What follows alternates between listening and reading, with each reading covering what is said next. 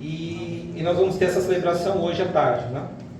E curiosamente eu literalmente perdi o endereço, estava procurando, entrei no site da igreja, e aí quando eu estava entrando no site procurando algum tipo de informação, apareceu lá, tinha uma pregação exatamente com esse título, Idolatria.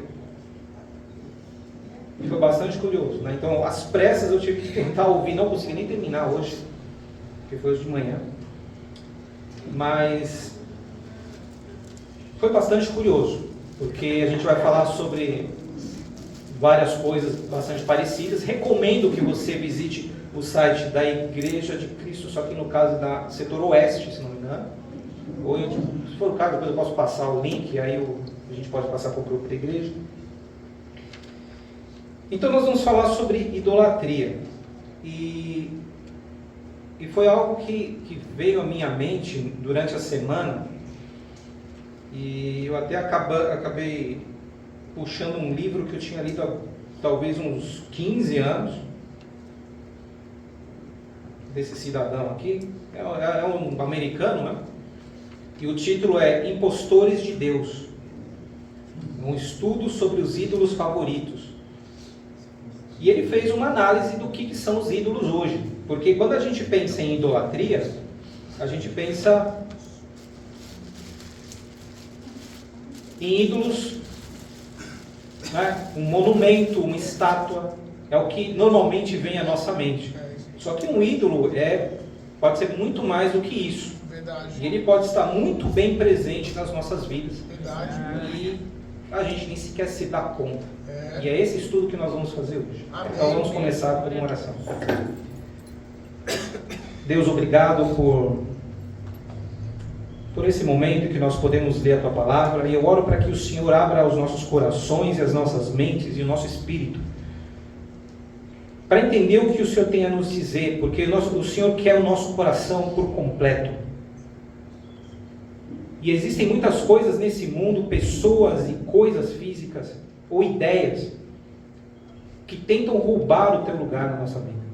E eu oro para que o Senhor nos revele essas coisas no nosso coração, no nosso íntimo, para que o louvor seja todo para o Senhor. Que a nossa confiança esteja somente no Senhor. E esse é um grande desafio. E eu oro para que o Senhor nos ajude por meio dessas Escrituras, por meio da Bíblia.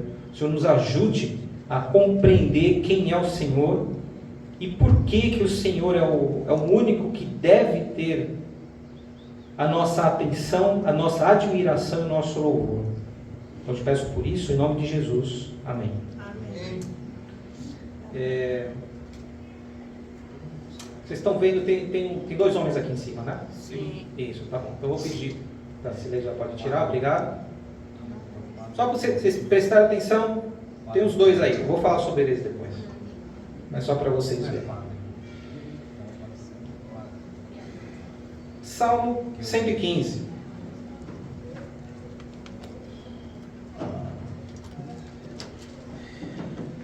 A gente vai começar lendo o Salmo 115, porque aqui fala sobre talvez a definição mais comum que a gente conheça do que seria um ídolo, né? Salmo 115.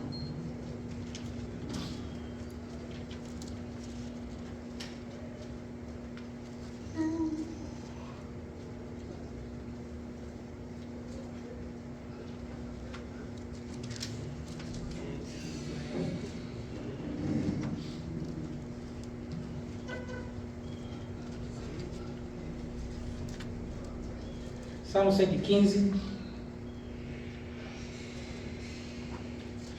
versículo 1. Não a nós, Senhor, nenhuma glória para nós, mas sim ao Teu nome, por Teu amor e por Tua fidelidade. Então ele está falando aqui, olha, nós não queremos glória, a glória é Tua. Está falando para Deus. Tá bom, versículo 2. Por que perguntam as nações onde está o Deus deles? Ou seja, as outras nações, fora do reino de Israel, elas se perguntavam, cada um de nós aqui, todas as nossas nações aqui, tem um Deus, então tem uma estátua, tem uma imagem, então a gente pode ver esse Deus que nós cultuamos. Mas vocês aí, Israel, cadê? Onde está esse Deus aí? Porque não tem nenhuma imagem dele. Então, esse Deus existe, por acaso? Então, versículo 3. O nosso Deus está nos céus e pode fazer tudo o que lhe agrada. Amém. Os ídolos deles, ele está falando sobre as outras nações agora de volta. Os ídolos deles, de prata e ouro, são feitos por mãos humanas. Tem boca, mas não podem falar. Olhos, mas não podem ver. Tem ouvidos, mas não podem ouvir. Nariz, mas não podem sentir cheiros. E assim por diante. Então, essa é a primeira definição do que a gente conhece como idolatria. Porque Deus, o nosso Deus, está no céu. Amém. E ele nem sequer pode ser representado. Porque ele é poderoso e santo, está no céu. E nós não podemos substituir e nem sequer representar esse Deus por qualquer imagem. É verdade. E essa é a definição que a gente costuma ouvir. E normalmente ela é usada, o que não é nada agradável, mas nessa rixa que existe entre igreja católica e igreja protestante, né? E acaba virando essa motivo de briga, digamos assim. Mas o que a Escritura fala aqui é claro. Acontece que essa é uma definição muito simples, digamos assim. Só que no nosso coração existem outras coisas que vão além disso. Romanos capítulo 1.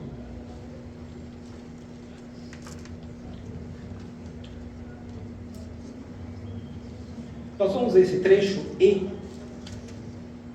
vocês podem ir procurando. Eu vou ler um trecho desse livro que eu comentei. A gente vai ler Romanos capítulo 1. Agora aqui tem uma definição desse autor, isso não é a Bíblia, tá?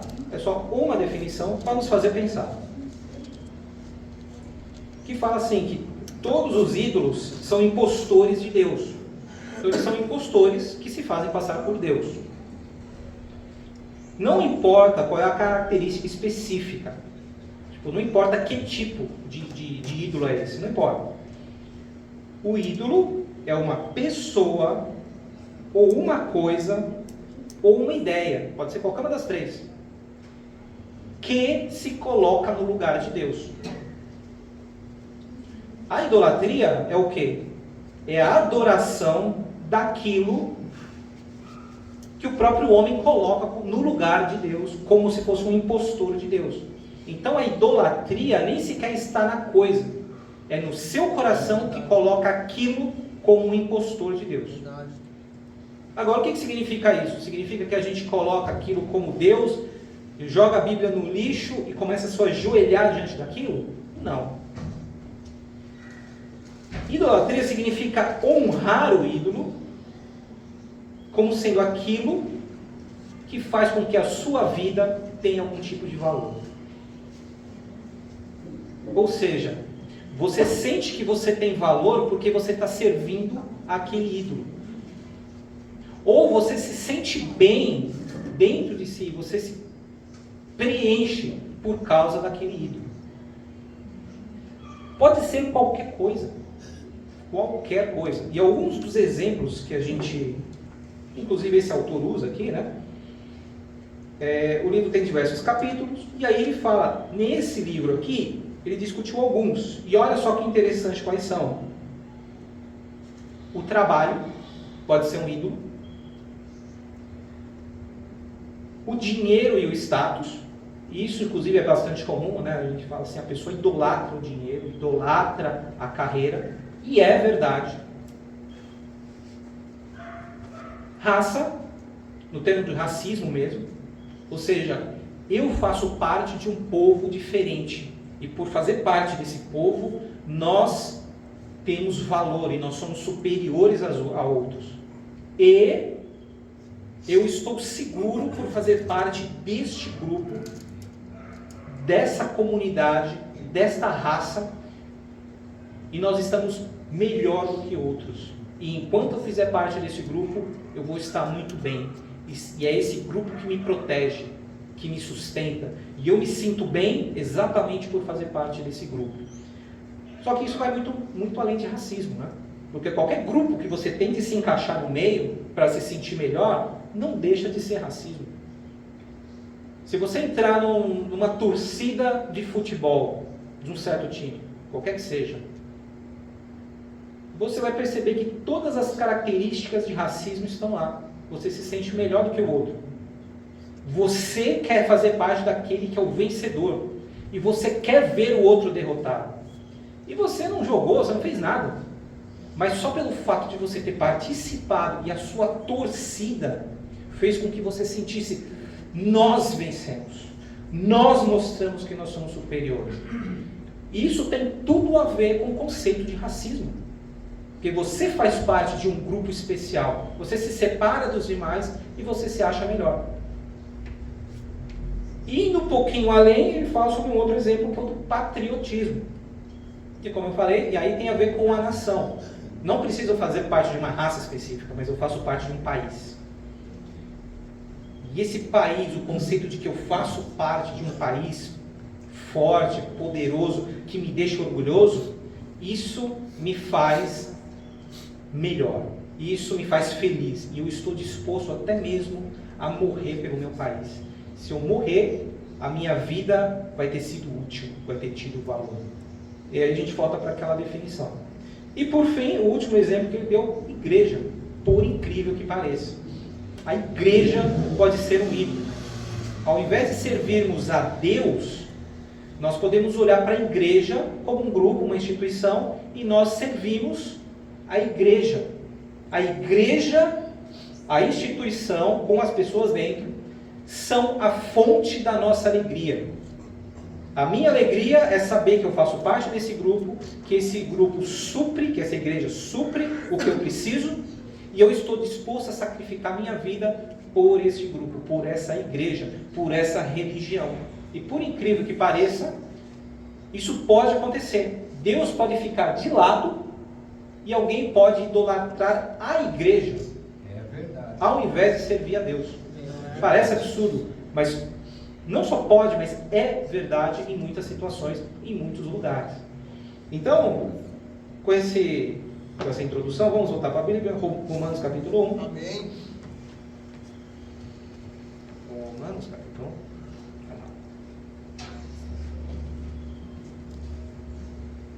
Versículo 20.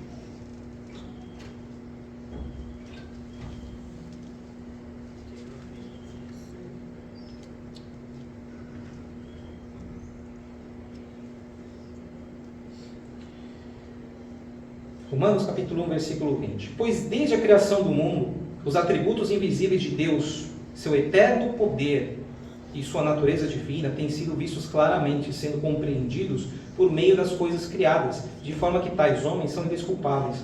Porque tendo conhecido a Deus, não o glorificaram como Deus, nem lhe renderam graças. Mas os seus pensamentos tornaram-se fúteis, e o coração insensato deles obscureceu-se. Dizendo-se sábios, tornaram-se loucos, e trocaram a glória do Deus imortal por imagens feitas segundo a semelhança do homem mortal, bem como de pássaros, quadrúpedes e répteis. E continua. Inclusive, nós já usamos essa escritura faz talvez algumas semanas aí, né? E assim, é muito fácil nós pegarmos essa escritura hoje e usarmos, por exemplo, contra todo o humanismo que tem se espalhado, e com toda razão. As pessoas vão deixando Deus de lado, colocam outras ideias, outras ideologias, sim, e destroem todos os valores da Bíblia. E assim, isso é brincadeira de criança, a gente pegar essa escritura, mostrar para o mundo e falar: está aqui como vocês estão perdidos. É muito fácil fazer isso. Só que o detalhe é que no começo aqui, no versículo 23, está falando que os homens trocaram a glória do Deus imortal por imagens feitas segundo a semelhança do homem mortal. E qualquer um de nós pode criar no coração um ídolo na forma de um homem. Você pode escolher um homem ou uma mulher, ou talvez um grupo de pessoas, e essas pessoas são o seu ídolo.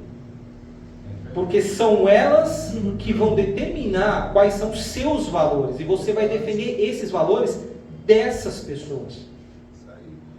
Você vai extrair o seu sentimento de alegria ou de tristeza de acordo com a situação da vida dessas pessoas. Verdade. E aí também é muito fácil você chegar para um jovem e falar: você é um idólatra, porque você idolatra esses literalmente palhaços, né? Porque são artistas de circo, né? Então eles fazem palhaçadas para te divertir, e aí você começa a admirar a pessoa pelas palhaçadas que elas fazem. Sim. Porque é puramente artístico. E é muito fácil você dizer isso para um jovem: você é um idólatra. Olha aí, você fica vendo essa pessoa cantar, ou dançar, ou representar, ou fazer uma brincadeira, e você acha que essa pessoa é incrível, sendo que você não conhece a vida dela. Verdade. Também é muito fácil. Você é um rapazinho idólatra, para com isso. Só que vai muito além disso. Porque nós podemos idolatrar outras pessoas que talvez falem coisas mais sérias. Elas não estão falando palhaçadas lá para chamar atenção. Mas elas começam a trazer ideias, e nós começamos a concordar com essas ideias, e essa pessoa, sendo semelhança de homem, imagem de homem, porque é um homem, essa pessoa te empurra valores, que nem todos são de Deus, mas você começa a extrair a sua alegria dela. A sua missão de vida é a missão dela. E você defende a missão dessa pessoa. Você se junta com ela, você começa a defender os conceitos dela e literalmente esquece as de Deus. Ou então você começa a acreditar que, mesmo como cristão, que é a mesma coisa, que está misturado, os valores são os mesmos. A gente vai defender porque essa pessoa e esse grupo está conosco, porque os conceitos são parecidos. No coração, a idolatria pode já estar lá. E tem muitos outros exemplos. Assim, se você com certeza tem mais imaginação que eu, e você vai poder olhar ao redor, e você pode encontrar muitos outros candidatos a ídolos, que inclusive podem ser pessoas da família, ou pessoas que você tem algum tipo de sentimento, você quer se relacionar com uma pessoa, e você depende daquela pessoa, do status do relacionamento com aquela pessoa para estar bem. E por aí vai. Família. Agora, no Brasil tem algumas peculiaridades, né? Então, se você pega um livro de um americano, ele vai falar que os ídolos americanos são alguns, que inclusive são esses que ele comentou aqui. O Brasil tem alguns outros, porque você não consegue imaginar que o Brasil tem a idolatria pelo trabalho. Eu diria o contrário, né? Tem pessoas, sim, que são bastante trabalhadoras e que gostam disso, e que enxergam o valor. E nós temos que, sim, que ver o valor do trabalho.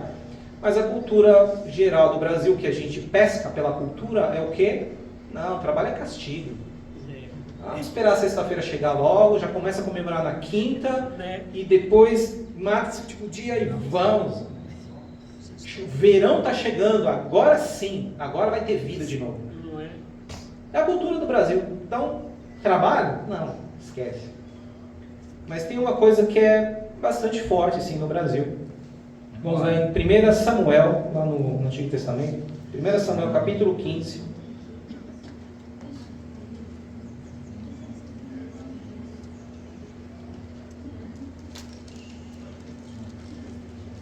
Primeira Samuel capítulo 15.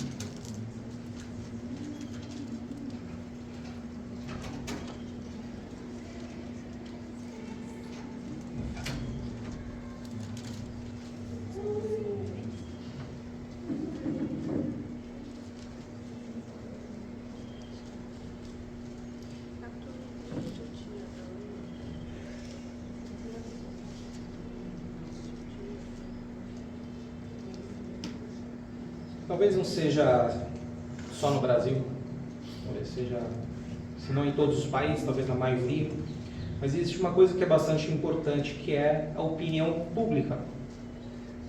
E se talvez a opinião pública, ou seja, a opinião do país inteiro não seja tão importante para você, mas a opinião dos outros é. Em alguns países já não é tanto.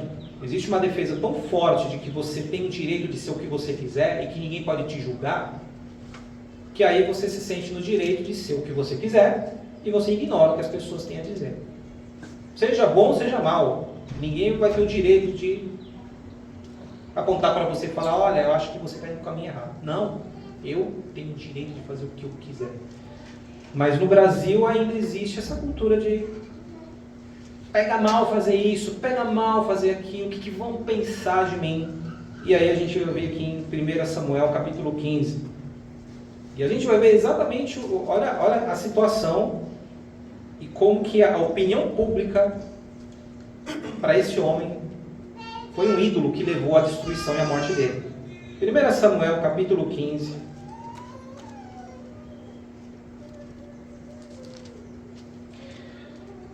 Só para dar um contexto aqui, Saul foi ungido o primeiro rei de Israel. Primeiro. E aí Deus mandou que Saul fosse atacasse um povo e destruísse tudo. Foi o que Deus mandou que ele fizesse. Aí vamos ver o que ele fez. Versículo 12. Capítulo 15, versículo 12. De madrugada, Samuel, que era o juiz de Israel, né, foi ao encontro de Saul, que era o rei. Mas eles disseram, Saul foi para Carmelo, onde ergueu um monumento em sua própria honra. Que beleza. E depois foi para Gilgal. Quando Samuel o encontrou, Saul disse, o Senhor te abençoe. Eu segui as instruções do Senhor. Quer dizer, ele está aqui convicto de que ele fez o que Deus mandou. Tá bom. 14. Samuel, porém, perguntou, então, que balido de ovelhas é esse que ouço com meus próprios ouvidos? Que mugido de bois é esse que eu estou ouvindo? Respondeu Saul, os soldados os trouxeram dos amalequitas. Eles pouparam o melhor das ovelhas e dos bois, para sacrificarem ao Senhor, o teu Deus, mas destruímos totalmente o restante. Samuel disse a Saul, fique quieto, eu lhe direi o que o Senhor me falou esta noite. Respondeu Saul, dize-me. E Samuel disse, embora pequeno aos seus próprios olhos, você não se tornou o líder das tribos de Israel? O Senhor o ungiu como rei sobre Israel e o enviou numa missão, ordenando, vá e destrua completamente aquele povo ímpio, os amalequitas. Guerreie contra eles até que os tenha eliminado. Por que você não obedeceu ao Senhor? Por que se lançou sobre os despojos e fez o que o Senhor reprova? 20. Disse Saul, mas eu obedeci ao Senhor, cumpri a missão que o Senhor me designou. Trouxe Agag, o rei dos amalequitas, mas exterminei os amalequitas. Os soldados tomaram ovelhas e bois do despojo, o melhor do que estava consagrado a Deus, para destruição, a fim de o sacrificarem ao Senhor, seu Deus, em Gilgal. Então, assim, para resumir a ideia aqui, o que aconteceu? Esse homem, ele fez 98% do que Deus falou. Mas ele insistiu que, não, eu vou fazer isso, mas deixa eu fazer uma pitadinha de algo que eu acho que é melhor do que Deus mandou fazer. Eu vou fazer um pouquinho melhor. Foi isso que ele fez. Ele tentou fazer um pouquinho melhor aos olhos dele. Só que Deus falou, não, eu queria que você me obedecesse e fizesse só o que eu mandei e nada mais. 22. Samuel, porém, respondeu, acaso tem o Senhor tanto prazer em holocaustos e em sacrifícios, quanto em que se obedeça a sua palavra? A obediência é melhor do que o sacrifício, e a submissão é melhor do que a gordura de carneiros. Pois a rebeldia é como o pecado da feitiçaria, e a arrogância como o mal da idolatria. Assim você rejeitou a palavra do Senhor, assim como você rejeitou a palavra do Senhor, ele o rejeitou como rei. Amém. E aí parece cruel, né? Mas Deus falou, acabou para você. Você pisou na bola agora, foi a última. Acabou. Você vai ser tirado como rei. Acabou. Não vai ter conversa, não vai ter misericórdia. Acabou. Aleluia. Versículo 24. Pequei, disse Saul. Violei a ordem do Senhor e as instruções que tu me deste. E aí, olha aqui. Tive medo dos soldados e os atendi. Ele era um rei, mas ele falou, tive medo dos soldados e os atendi. Agora eu te imploro, perdoa o meu pecado e volta comigo, para que eu adore o Senhor. Samuel, contudo, lhe disse: não voltarei com você. Você rejeitou a palavra do Senhor, e o Senhor o rejeitou como rei de Israel. Quando Samuel se virou para sair, Saul agarrou-se à barra do manto dele, e o manto se rasgou. E Samuel lhe disse: o Senhor rasgou de você hoje o reino de Israel, e o entregou a alguém que é melhor que você. Aquele que é a glória de Israel não mente nem se arrepende, pois não é homem para se arrepender. Saul repetiu: pequei, agora honra-me perante as autoridades do meu povo e perante Israel. Volta comigo para que eu possa adorar o Senhor, o teu Deus. E aí Samuel até acabou indo com ele. Mas olha a insistência de Saul. Olha, Samuel falou: você acabou, você perdeu o reino, você não é mais o rei. Só que ele insistiu: não, mas pelo menos me honra na frente de todo mundo para não passar tanta vergonha assim. Então nós vemos que um homem que o próprio Deus escolheu para ser rei, que era o último que deveria se preocupar com o que as pessoas pensam, ele caiu por ter medo dos soldados que estavam debaixo da ordem dele. Sim. E depois, em vez de se preocupar: não, Deus, por favor, tenha misericórdia, eu pequei, me perdoe. O que ele conseguiu se preocupar foi: não, mas pelo menos vem comigo para você, porque você é o representante de Deus aqui, você é Saul, você é Samuel, você é o juiz, você é que fala com Deus. Eu não posso chegar na frente das autoridades sem você, você tem que estar comigo. Não me dê essa vergonha. Então a preocupação aqui de Saul era com a vergonha, com a opinião pública, o que iam pensar dele. E isso é um ídolo bastante forte aqui no Brasil. Verdade. E para completar, a gente vai lá em João 19. Uma outra situação, mesma coisa, opinião pública, igualzinho. A foto aqui de cima já foi embora, né? Não esqueçam dela. Vai falar. João 19. O momento do julgamento e da crucificação de Jesus.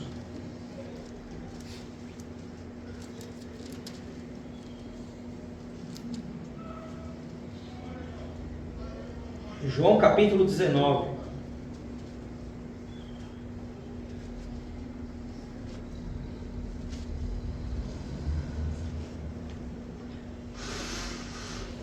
Versículo 8.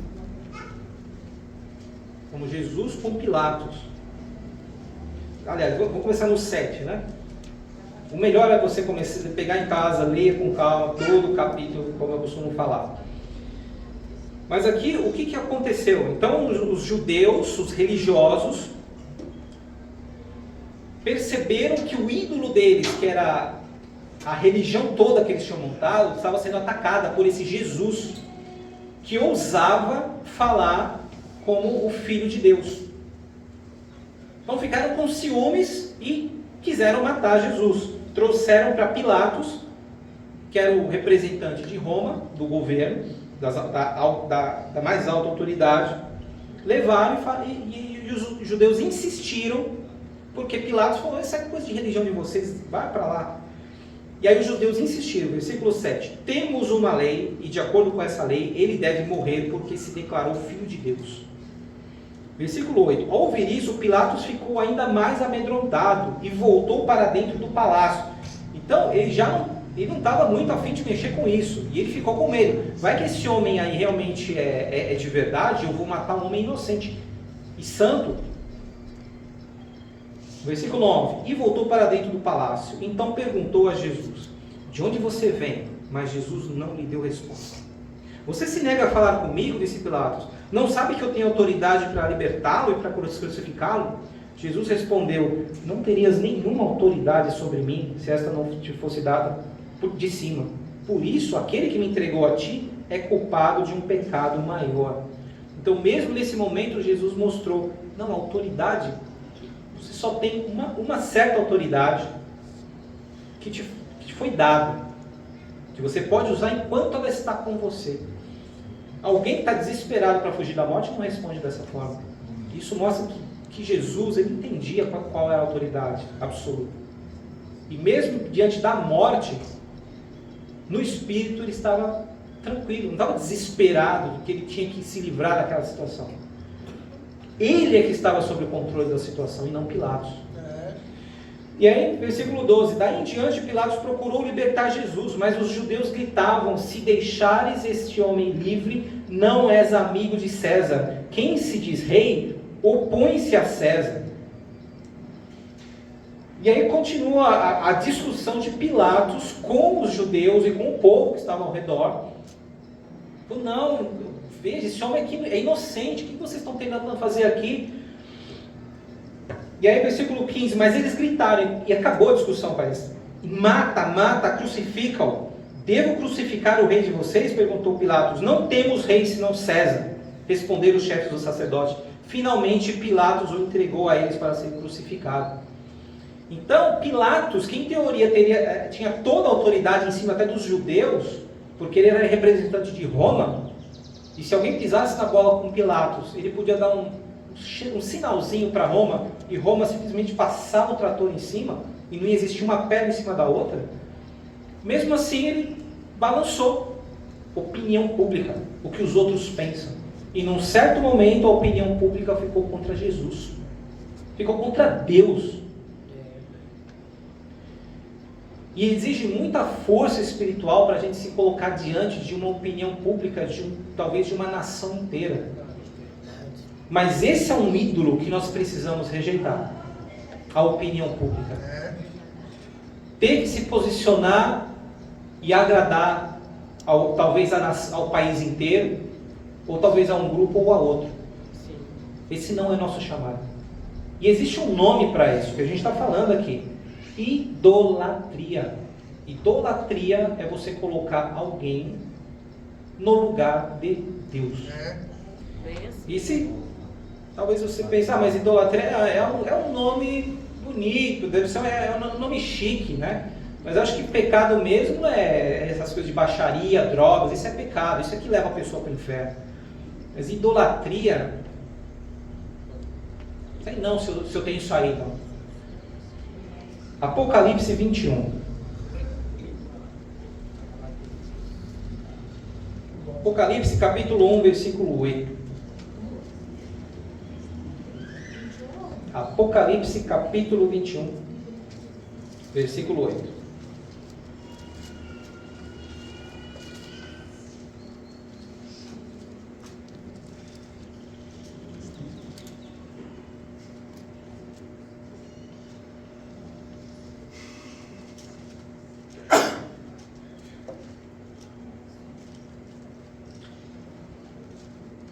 Apocalipse 21,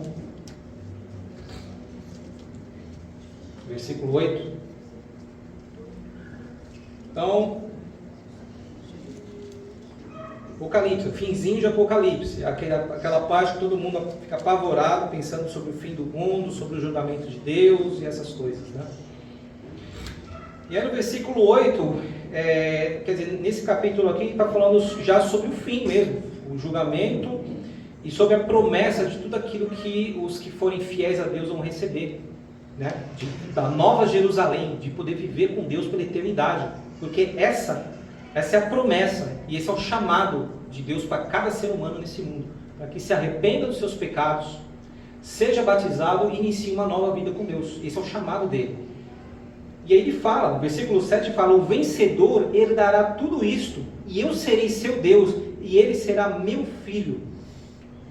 8. Mas os covardes, os incrédulos, os depravados, os assassinos, os que cometem imoralidade sexual, os que praticam feitiçaria, os idólatras e todos os mentirosos, o lugar deles será no lago de fogo que arde com enxofre. Esta é a segunda morte. Então a idolatria, ela não é uma brincadeira e não é um pecadinho chique. É uma coisa que nem dá para saber se a gente tem isso no coração. Isso aqui está na lista das coisas que levam as pessoas para o inferno e para a perdição eterna. Então isso é muito sério.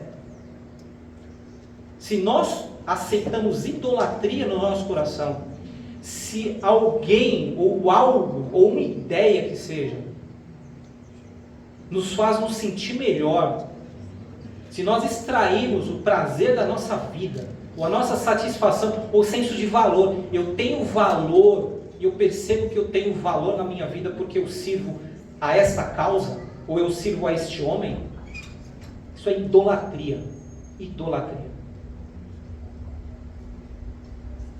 Idolatria também é colocar a nossa confiança em alguém ou em algo que vai nos dar aquilo que nós precisamos. Isso. E é muito sutil. Entra muito fácil. É muito fácil você falar, se eu tiver uma quantidade X no banco, aí eu acho que eu não vou estar nesse desespero que todo mundo está. Eu vou perder meu emprego amanhã, o que vai ser de mim? É muito fácil. Né? Eu estava lendo esse livro aqui essa semana, e eu li muitas nas pressas, eu vou ter que ler de novo com calma, porque eu acho que eu estou encontrando um ídolo que eu nem sabia que tinha na minha vida. E por certos momentos eu pensei até de não fazer essa aula, essa pregação, porque na verdade ela toca em algo que é muito presente, que está acontecendo hoje, nesse exato momento, no Brasil. Verdade. E eu mesmo estava tentando evitar, não quero nem falar, porque eu acho que a melhor coisa que você tem a fazer com algo que é tão desprezível é desprezar. E nem falar disso. É o melhor que a gente pode fazer. Mas sendo desprezível para Deus, ela não é desprezível para muitas pessoas nesse país. E o que está acontecendo é que a idolatria, e óbvio, a minha percepção, cada um vai ter uma percepção diferente, mas a minha percepção, eu cheguei a ver uma musiquinha, e aí a gente vai voltar para a Igreja de Cristo lá de São Paulo. Alguém se lembra de uma música, talvez, né? Talvez o Vicente. Como é que era? E quando a morte me alcançar, que eu esteja na batalha, trazendo almas para Cristo e cumprindo minha missão. Você lembra? Alguém lembra dessa? Eu lembro. Uma ou outra pessoa. Lembrei. Desenterrei. Quer dizer, a música é um pouco maior que essa, né? Tipo, eu tenho a espada em minhas mãos e a justiça no coração, trazendo almas para Cristo e cumprindo minha missão. E assim vai. Pois é. Eu ouvi algo muito parecido com isso. E que foi gritante. Eu pensei, eu não acredito, será que eu estou com a mente tão poluída a esse ponto? Mas para mim isso é completa idolatria. As pessoas estão evangelizando voto. Verdade. Chega a ser nojento. A música, quando eu ouvi aquela música, comecei a ouvir aquela musiquinha, e não importa que partido seja, não importa qual seja, são todos eles, a mesma coisa. Verdade. Idolatria, as pessoas estão evangelizando, e inclusive elas estão evangelizando dentro das igrejas, Verdade. para ganhar voto. Então não tem outro nome para se dar para isso, é idolatria. É verdade. Você substituiu Mateus capítulo 28, a comissão de Jesus, pela comissão de alguém que nem importa quem seja. Verdade. E eu vou começar a trabalhar por essa pessoa, porque ela vai fazer com que a situação da nossa cidade, ou do nosso estado, ou do nosso país, seja melhor. Espera aí, nós não acreditamos num Deus que pode nos dar o que é necessário? Verdade. Então, da mesma forma que eu não posso confiar na situação da minha família, na minha situação financeira, ou em qualquer outra coisa, eu não posso confiar que um governo vai garantir o meu bem-estar, e não importa qual seja. E se eu acredito que a vitória de um ou de outro, e pior, o meu trabalho vai fazer a diferença, e eu preciso evangelizar para conseguir ganhar almas para esse grupo, Isso é uma completa perversão. Perversão. E voltando para a Igreja de Cristo lá de São Paulo, eu estava ouvindo essa pregação que eu falei que eu vou passar, e o rapaz, até que enfim, alguém, porque eu não me lembro em todos esses anos de alguém falar sobre, nesse caso, ele estava falando especificamente sobre política, que não é o caso aqui hoje, mas o termo, ele usou exatamente esse título, idolatria, para falar sobre política. E o rapaz é americano, ele nem é brasileiro. Aí eu fiquei pensando, custou um americano vir aqui para o Brasil aprender português para chegar e fazer uma pregação para nós aqui, para nos dizer que o que está acontecendo aqui é idolatria dentro das igrejas. Porque se está acontecendo fora, nós lamentamos e nós queremos que as pessoas se arrependam disso. Sim. Agora, existe um limite. E se algumas igrejas estão engolindo essa idolatria, é muito lamentável, mas aí é responsabilidade de cada um. Se isso está acontecendo aqui dentro, eu não tenho a menor autoridade para fazer nada, nenhuma. Eu não posso proibir, e mesmo se eu pudesse, eu não iria, porque cada um tem que ter a sua responsabilidade com Cristo. Mas o que nós precisamos entender é que nós temos que olhar para o nosso coração e entender, a minha alegria vem de onde? E a minha confiança vem de onde? Qual é o poder? Que poder vai ser capaz de combater o mal que o país está enxergando no outro lado? Que os dois se enxergam e veem o mal no outro lado.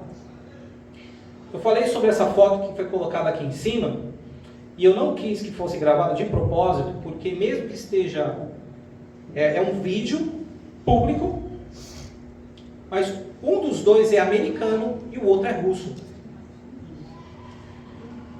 Os dois são líderes dentro da Igreja de Cristo.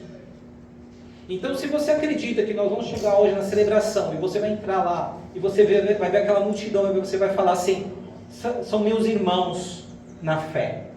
Se você acredita nisso, então você acredita também que os dois que estavam aqui em cima, eles são seus irmãos na fé. Eles têm a mesma promessa que você da salvação. Só que um deles está nos Estados Unidos. Sim. O outro está na Rússia. Então existe o ídolo do patriotismo. Se você confia se você acredita no patriotismo, você acha que o russo que estava aqui em cima, ele é a favor ou contra o próprio país nessa guerra? Nossa, mas eu achei que a resposta era fácil. Nenhum dos dois. Acabamos de destruir a noção de patriotismo para um cristão. Acabamos de destruir. Não existe essa discussão de você pensar sequer em patriotismo como cristão. E eu já usei essas, está aqui em Colossenses capítulo 3, versículo 11. Nessa nova vida não há diferença entre grego e judeu, circunciso e incircunciso, bárbaro e cita, escravo e livre, mas Cristo é tudo e está em todos. É muito bonito, né? Só que aí eu tive que colocar talvez duas imagens, e com essa imagem acho que talvez deu estalo. O russo aqui, ele não pode ser patriota. Ele falou, eu tenho contatos, eu cuido de irmãos ucranianos, eles estão lá na Ucrânia. Como que eu posso defender o meu país? Só que ele não pode nem falar isso, porque ele não pode abrir a boca para falar contra o governo, senão ele vai preso e é capaz de fecharem a igreja. Sim. Os testemunhos de Jeová, eles são proibidos na Rússia, proibidos. Então não é uma coisa distante com alguém de uma igreja estranha. São os, dependendo de como você enxerga, são nossos irmãos da fé, quase da mesma denominação. Ou talvez, se você pensa como eu, que não importa a denominação, são nossos irmãos. E ele está nessa encruzilhada. Então nós vemos até onde vai essa noção de idolatria. Enquanto existem algumas igrejas que estão lá abençoando o presidente da Rússia. Nós vamos vencer essa guerra. E nós temos o nosso irmão ali com medo de falar, porque olha, não, por favor, orem para que essa coisa de guerra não passe por cima. Isso foi ele falando nesse vídeo. Orem por nós, para que essa questão toda da guerra não passe por cima dessa adoração que nós queremos dar a Deus e da missão que nós temos de continuar salvando as almas.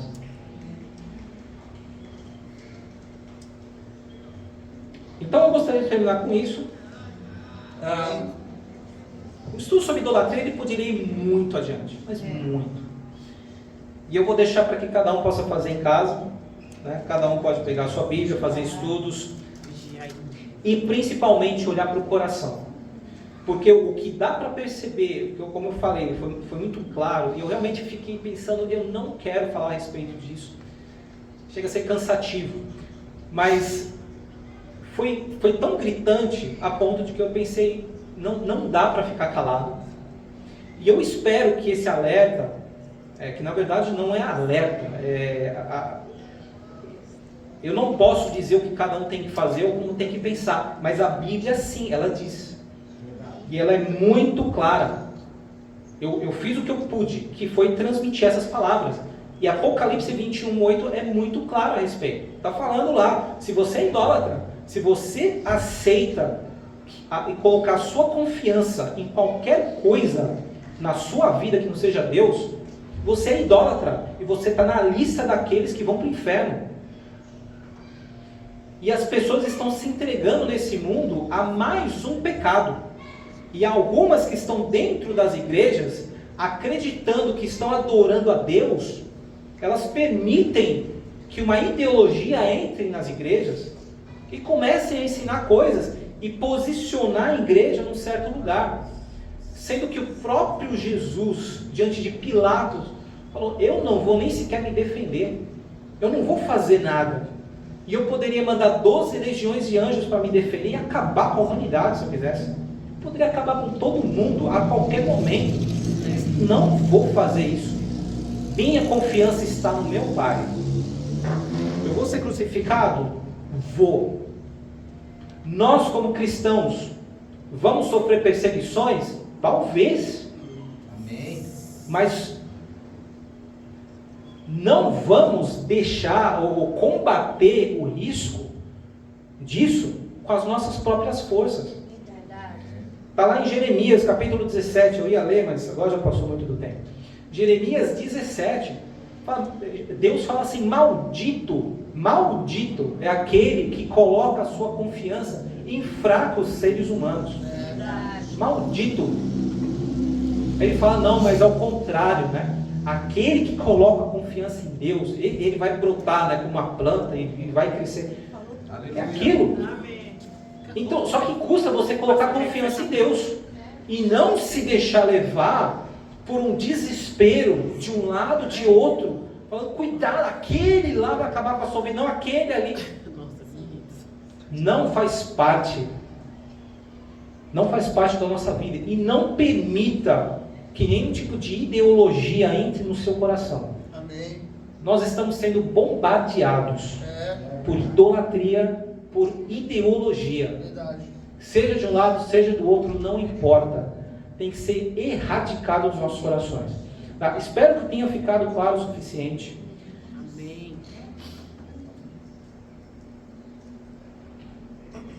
Espero que cada um fique, talvez, ainda muito mais indignado do que eu estou. Porque eu estou, mas talvez não tanto quanto deveria. Mas também não importa.